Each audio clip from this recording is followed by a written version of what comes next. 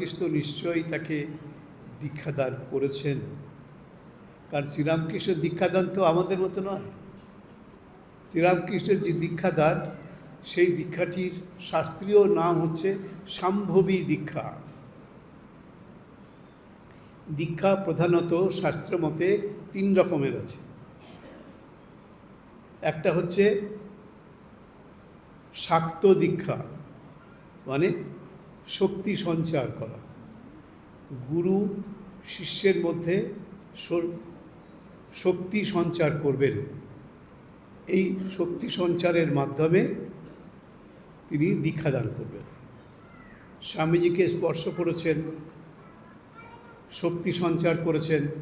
আপনারা নিশ্চয়ই সবাই জানেন, শ্রীরামকৃষ্ণ বলেছিলেন স্বামীজিকে, আজ তোকে আমার সর্বস্ব দিয়ে আমি ফকির হয়ে গেলাম, মানে সব দিয়ে দিয়েছি, সব শক্তি উজাড় করে স্বামী বিবেকানন্দকে দিয়ে দিয়েছেন।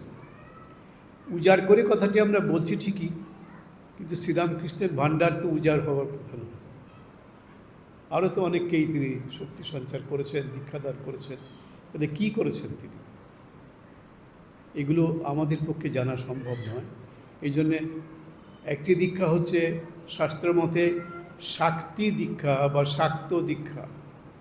সেই দীক্ষার সময় গুরু শিষ্য বা শিষ্যার মধ্যে শক্তি সঞ্চার করে, তার শক্তি তার মধ্যে তিনি সঞ্চারিত করে দেন, এই একটি দীক্ষা। আরেকটি দীক্ষা হচ্ছে মান্ত্রী দীক্ষা। মান্ত্রী, এই আজকে যে আমাদের দীক্ষা হলো এখানে ঢাকা মঠে, এটা হচ্ছে মান্ত্রী দীক্ষা। মন্ত্র দীক্ষা দিয়ে শিষ্যদেরকে দীক্ষা দান করা হয়, মান্ত্রী দীক্ষা। এটা দ্বিতীয় দীক্ষা। আর তৃতীয় একটি দীক্ষা আছে, সেই দীক্ষাটি সাধারণ গুরুরা পারেন না, সেটা শুধুমাত্র অবতার পুরুষরা পারেন। অবতার যেমন ভগবান রামচন্দ্র, ভগবান শ্রীকৃষ্ণ, ভগবান বুদ্ধদেব, ভগবান শ্রীচৈতন্য, আমাদের যুগে ভগবান শ্রীরামকৃষ্ণ, এরা হচ্ছেন অবতার পুরুষ।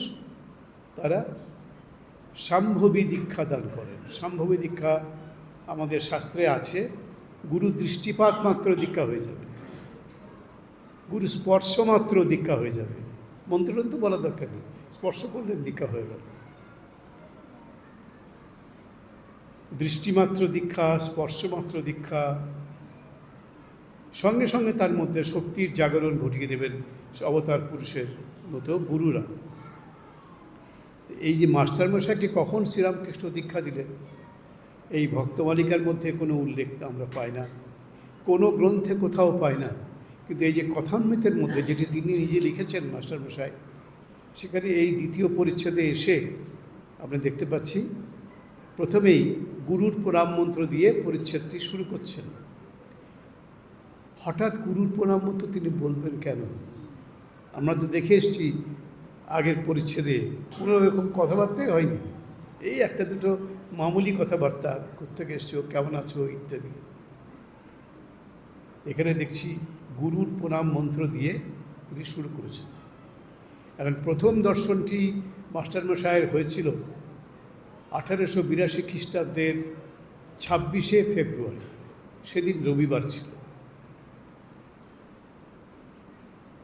এবং দ্বিতীয় দর্শন যেটা হলো মাস্টারমশাই দেখছেন, যেটা আজকে আমরা পড়ছি, এর তারিখটি মাস্টারমশাই দেননি।